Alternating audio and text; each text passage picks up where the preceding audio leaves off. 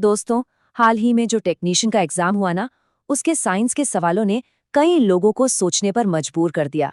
तो आज हम उन्हीं सवालों का एक पूरा एनालिसिस करने वाले हैं और देखेंगे कि पेपर आखिर था कैसा।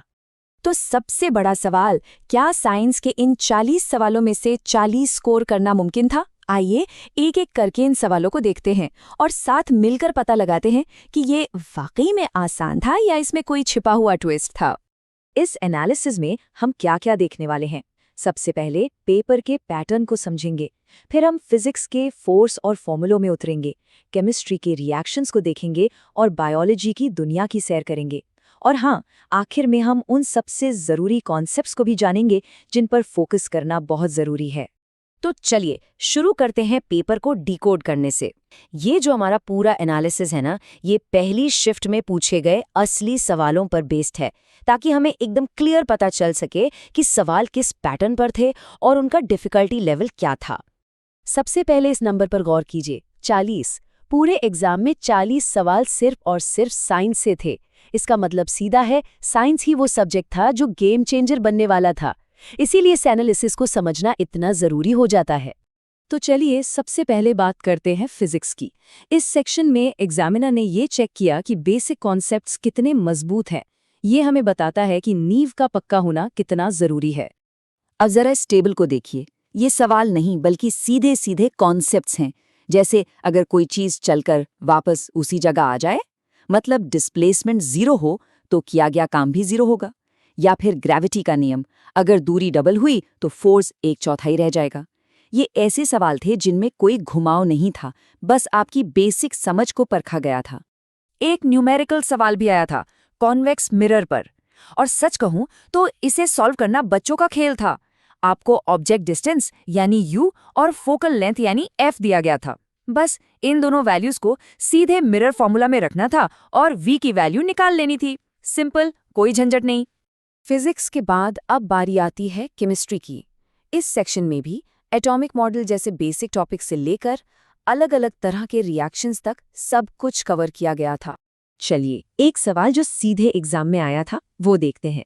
जरा सोचिए, पोटेशियम, सोडियम और कैल्शियम में से सबसे ज्यादा रिएक्टिव कौन है? और इसका सही जवाब है पोटेशियम। ये सवाल सीधा रिएक्टिविटी सीरीज से उठाया गया था, यानी अगर वो सीरीज याद है तो एक और नंबर पक्का। अब ये देखिए, एकदम रोजमर्रा की जिंदगी से जुड़ा सवाल।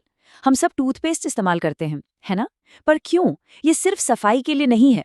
असल में ये बेसिक यानी क्षारीय होता है और हमारे मुंह में बने एसिड को न्यूट्रलाइज करता है, जिससे हमारे दांत सड़ने से बचते हैं। कितना सरल और प्रैक्टिकल सवाल था। और ये देखिए, ये दिखाता है कि कुछ कॉन्सेप्ट्स कितने ज़रूरी हैं, जैसे कि डबल डिस्प्लेसमेंट रिएक्शन, जिसमें आयन्स की अदला बदली होती है। मज़े की बात यह है कि इस एक ही टॉपिक से एक नहीं बल्कि 2 सवाल पूछे गए। ये साफ इशारा है कि कुछ टॉपिक्स पर खास ध्यान देना होता है। इसके अलावा भी कुछ सीधे साधे सवाल थे, जैसे जे थॉम्सन का वो पुराना प्लम पुडिंग मॉडल या कैल्शियम क्लोराइड जैसे कंपाउंड्स का मॉलिक्यूलर मास निकालना, सस्पेंशन की प्रॉपर्टीज जैसे बेसिक टॉपिक से भी सवाल देखने को मिले। तो चलिए अब चलते हैं बायोलॉजी की दुनिया में और देखते हैं कि यहाँ जीवन की सबसे छोटी यूनिट यानी सेल और हमारे एनवायरनमेंट से कैसे सवाल पूछे गए। बायोलॉजी का एक सबसे बेसिक सवाल पूछा गया, यूकैरियोटिक और प्रोकैरियोटिक सेल में आखिर फर्क क्या है? इसे ऐसे समझिए, यूकैरियोटिक सेल के पास अपने जेनेटिक मटेरियल के लिए एक मजबूत कमरा यानी न्यूक्लियस होता है, जबकि प्रोकैरियोटिक का सब कुछ खुला पड़ा रहता है। बस यही मेन डिफरेंस है। अच्छा, उस प्रोसेस को क्या कहते हैं जिसमें एक अकेली सेल टूटकर 2 बन जाती है? इसे कहते हैं द्विखंडन या बाइनरी फिशन। बाइनरी का मतलब ही है 2। ये अमीबा जैसे सिंगल सेल जीवों के लिए बच्चे पैदा करने का सबसे आम तरीका है। एग्जाम में सीधे सीधे यही डेफिनेशन पूछी गई थी। एनवायरनमेंट से भी एक बड़ा ही इंटरेस्टिंग सवाल था, बायोमैग्निफिकेशन पर। ये वो प्रोसेस है जिसमें जहरीले पदार्थ फूड चेन में ऊपर की तरफ बढ़ते जाते हैं। सोचिए, एक छोटी मछली थोड़ा जहर खाती है, एक बड़ी मछली कई छोटी मछलियों को खाती है और फिर एक बाज उस बड़ी मछली को खा लेता है, तो बाज के शरीर में सबसे ज्यादा जहर इकट्ठा हो जाता है। और भी कई सवाल थे, सेल वॉल का काम क्या है, एडिपोज टिश्यू क्या करता है, फोटोसिंथेसिस कैसे होता है और पौधों में पानी ऊपर कैसे पहुंचता है। जैसा कि साफ दिख रहा है, यहाँ भी सब कुछ सीधे सीधे एनसीईआरटी की किताबों से ही पूछा गया था। तो इस पूरे एनालिसिस के बाद हम वापस अपने पहले सवाल पर आते हैं, 40 में से 40 का स्कोर। अब तक ये समझ आ गया होगा कि ये सिर्फ मुमकिन ही नहीं था, बल्कि एक अच्छी स्ट्रैटेजी से इसे हासिल भी किया जा सकता था। तो चलिए उन मेन पॉइंट्स को समझते हैं जो इस स्कोर तक पहुंचा सकते हैं। तो आखिर निचोड़ क्या निकला?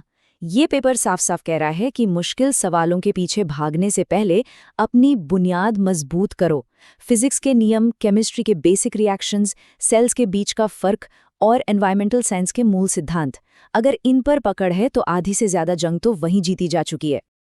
तो अब सवाल सबके लिए है, इस पूरे एनालिसिस को देखने के बाद ऐसा कौन सा टॉपिक है जिस पे सबसे ज्यादा मेहनत करने की जरूरत महसूस हो रही है?